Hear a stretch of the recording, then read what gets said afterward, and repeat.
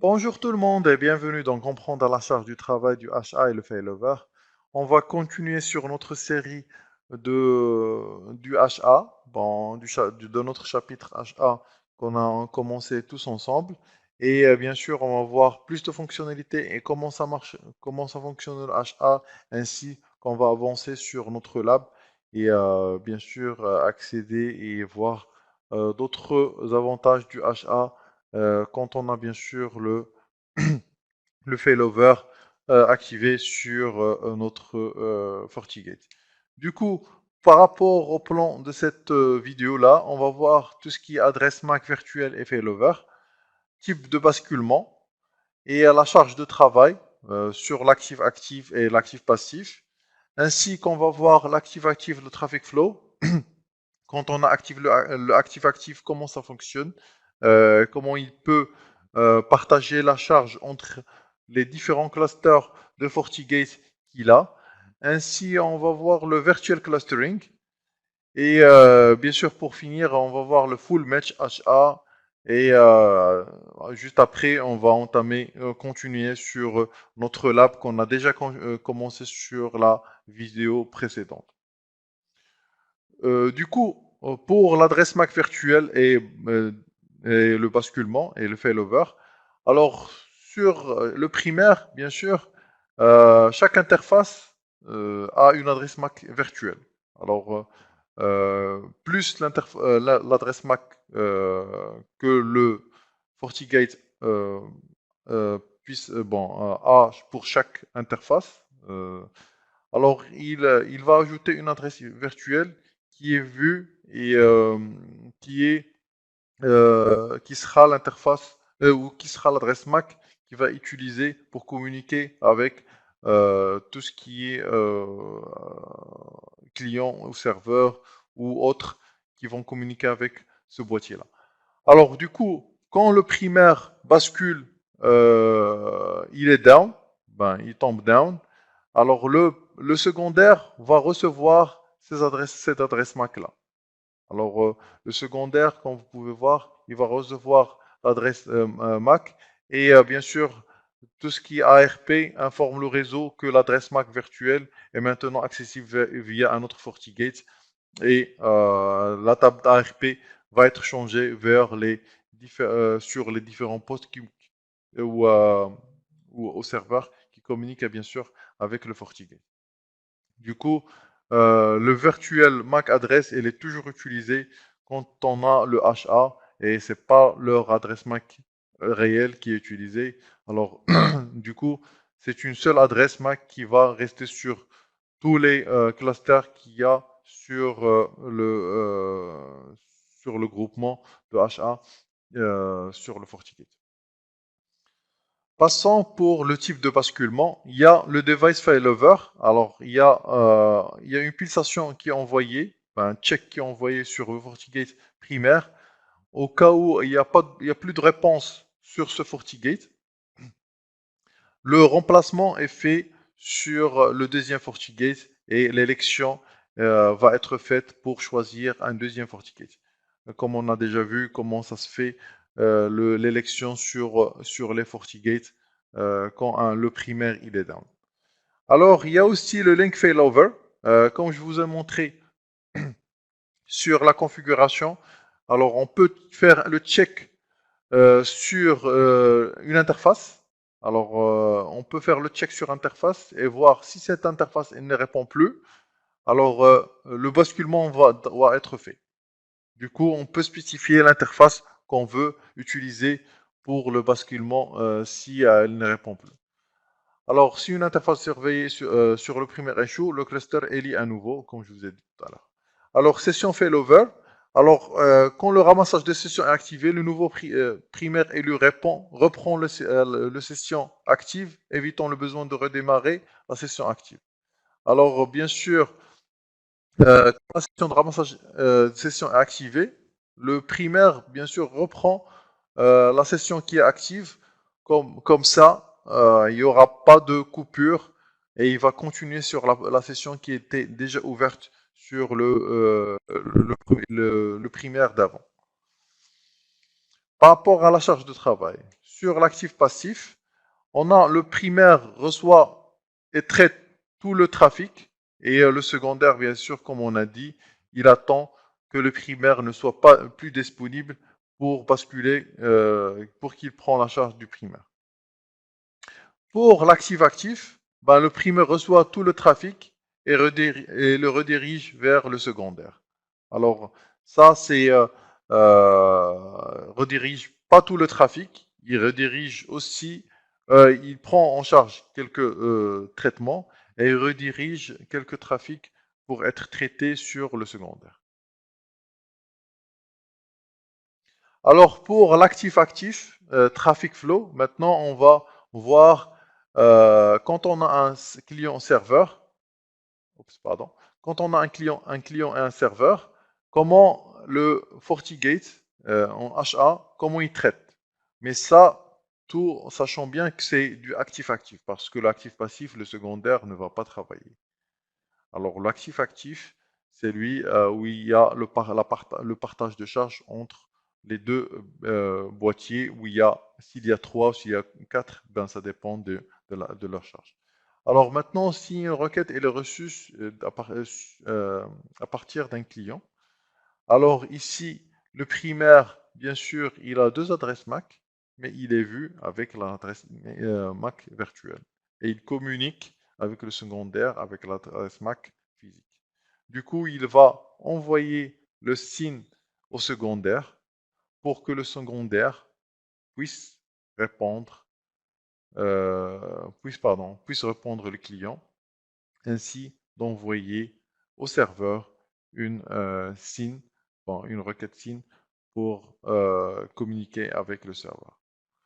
Après, l'étape, c'est l'ACK, elle est reçue quand le secondaire envoie au client le SYN, l'ACK, elle est reçue sur l'adresse MAC virtuelle encore une fois, et le primaire redirige cette trame-là, ou cette requête-là, vers le secondaire. Du coup, pour vous dire, c'est que le primaire reçoit toujours les requêtes avant, c'est lui qui envoie vers le secondaire ou autre cluster s'il y en a. Alors, c'est lui qui fait le partage de charge. Alors du coup, à chaque fois, c'est lui qui reçoit et qui va partager vers d'autres équipements. Du coup, quand le serveur reçoit, bien sûr, c'est le primaire qui va recevoir sur l'adresse MAC virtuelle. Et après, le primaire va envoyer vers le secondaire la requête qui a reçu, qu'il a reçue du serveur pour qu'elle soit traitée sur le secondaire. Bien sûr, la communication, comme je vous ai dit, entre le primaire et le secondaire, ils utilisent l'adresse MAC physique. Par contre, pour communiquer vers l'extérieur, ils utilisent une seule adresse IP MAC et une seule adresse MAC, pardon, qui sera l'adresse MAC virtuelle. Alors après, ben, le secondaire, bien sûr, va répondre au serveur par rapport à la requête qu'il a reçue du primaire. Alors, le virtual clustering, alors c'est l'extension de FGCP pour FortiGate avec plusieurs VDOM. Maintenant, on, on a un FortiGate qui a plusieurs VDOM qui sont créés là-dessus. Alors, avec le HA, il peut avoir les VDOM et il peut aussi partager les VDOM entre le primaire et le secondaire. Comme on a sur ce cas-là, alors ici, on a les deux primaires, les deux domaines ou les deux VDOM A et B qui seront sur ce FortiGate-là. Et par contre, le C, il sera créé sur ce FortiGate. Du coup, les deux autres VDOM, leur backup sera le secondaire, et le backup du primaire, du C, du VDOM C qui est sur le secondaire, sera le primaire. D'accord? Alors du coup, on peut faire le partage de charge des VDOM sur quand on a du HA sur le FortiGate. Chose qui est très intéressante pour réduire la charge sur le primaire, ainsi d'utiliser bien sûr le secondaire comme un autre VDOM et utiliser ses performances, sachant bien, et qui n'est pas trop utilisé, surtout quand il est en actif passif. Alors, passons sur le full mesh HA. Alors, réduit le nombre de points de défaillance uniques, bien sûr, il va réduire le point of failure sur votre schéma ou sur le schéma réseau de la société. Et il va être disponible sur certains modèles. Bien sûr, il est disponible sur certains modèles de FortiGate. Utilise des interfaces agrégées et redondantes pour les connexions robustes entre tous les composants réseau. Alors, comme on a vu ici, ben, ça c'est un schéma full mesh qu'on a déjà vu sur des vidéos précédentes sur de FortiGate. Alors, on peut voir ici, on peut faire du HA en redondance, bien sûr. On peut ajouter un autre lien, pas mettre juste un lien, mais on peut mettre deux liens comme ça. On peut mettre par exemple un lien fibre et un lien cuivre. Et quand un lien tombe, bien sûr, le deuxième va prendre en charge l'autre. Et voilà. Alors, comme ça, on a cette fonctionnalité, mais bien sûr, on aura besoin plus d'interfaces. Est-ce qu'il y a des interfaces qui sont disponibles et ainsi certains modèles de FortiGate qui supportent ça. Maintenant, on va passer pour la démo ou pour le lab. Pour continuer sur notre lab qu'on a initié sur la première vidéo de ce chapitre-là et voir plus sur les fonctionnalités de FortiGate sur le HA. Je vous dis à tout de suite sur le lab. Merci. Bon voilà, je me suis connecté sur mon E6i. Alors du coup, je vais accéder sur ma console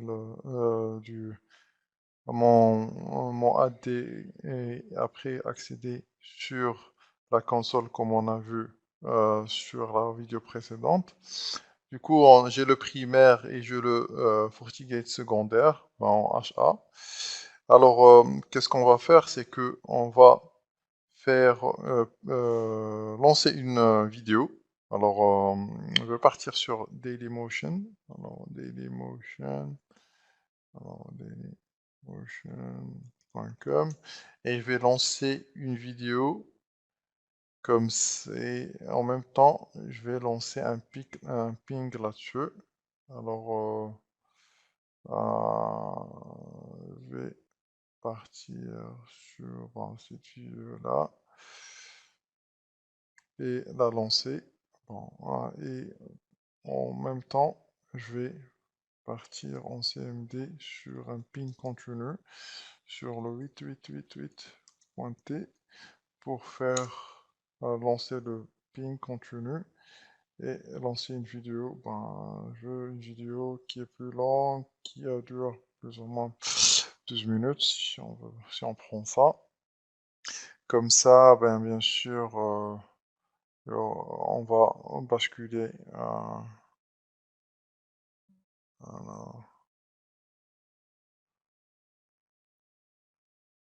ben, le ping est continu. Dès que la vidéo se lance, moi je vais accéder en SSH pour faire le redémarrage du primaire. Ben voilà, alors j'ai compris, voilà. Alors cette vidéo, on va la laisser comme ça. Il y a aussi le primaire, ben, soit on redémarre à partir de là, et comme ça redémarre le primaire. Elle va redémarrer le 99 et le 99, c'est le primaire. Soit on peut partir directement sur le primaire et lancer execute reboot. Alors c'est ce que je vais faire. Ben, je vais partir sur le primaire et lancer le execute reboot. Alors, on va mettre ça en plein écran. Alors, admin,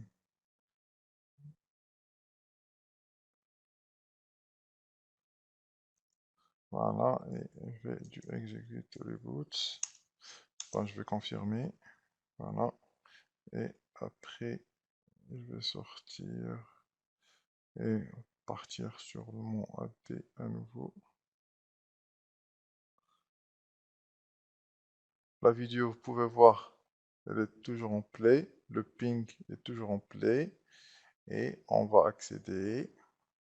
C'est déconnecté, bien sûr. Alors, je vais me loguer.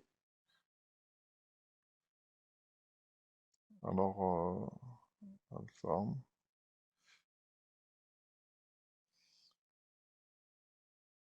Du coup, alors, j'accède toujours. Mais si on va partir là, maintenant c'est le master et c'est le backup qui est le master. Le primaire il vient de redémarrer. Et comme vous pouvez voir, il n'y a pas de coupure. Il n'y a pas eu de coupure, ni de coupure de vidéo. Du coup, la session elle a été migrée vers,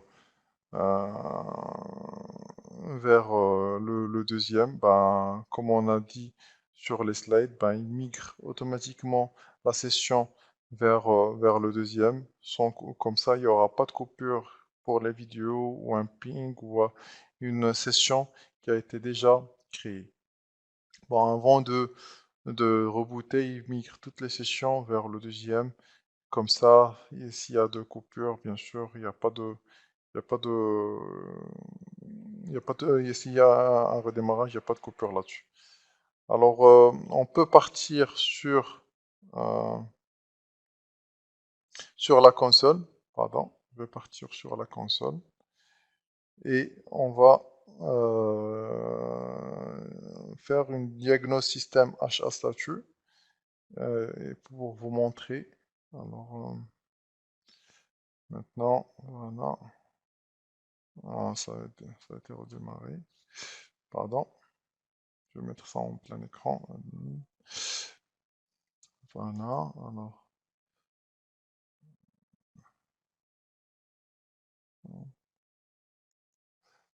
Alors, on va mettre ici. Maintenant, bah, bien sûr, c'est get system status. Il va nous faire comme quoi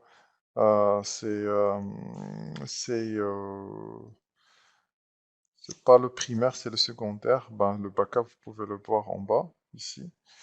Alors, oups, je suis sur de plein écran. Alors, maintenant, on va faire du diagnose système HA status.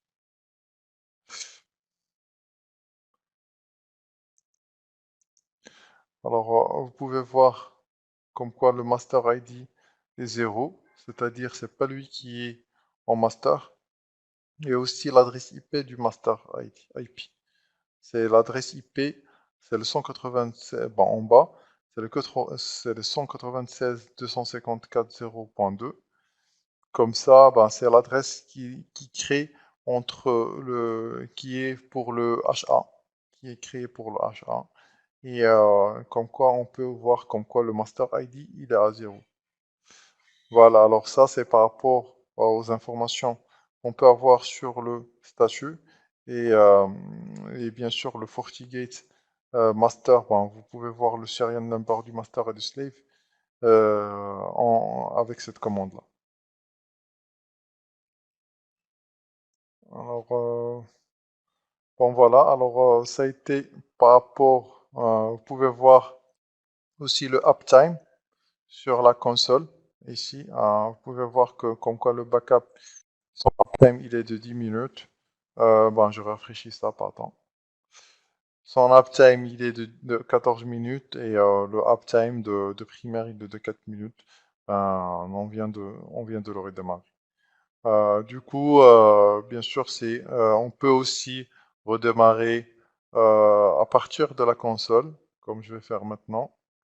Et là, le ping il est toujours en continu. Ben, je peux redémarrer Et vous pouvez voir le ping sera toujours en continu, ainsi que la vidéo. Elle est toujours en continu, il n'y a pas de coupure là-dessus. Alors voilà, alors c'est les deux manières ben, pour redémarrer bien sûr le backup, le primaire, parce qu'il prend l'adresse de 99 et c'est lui ben, qui est le primaire pour ça. Alors merci d'avoir suivi cette vidéo-là et on va parler ben, d'autres choses sur la prochaine vidéo qui sera la dernière vidéo sur le chapitre du HA, d'autres choses, d'autres fonctionnalités qu'on va voir ensemble sur la prochaine vidéo. Merci d'avoir suivi et à très bientôt. Merci.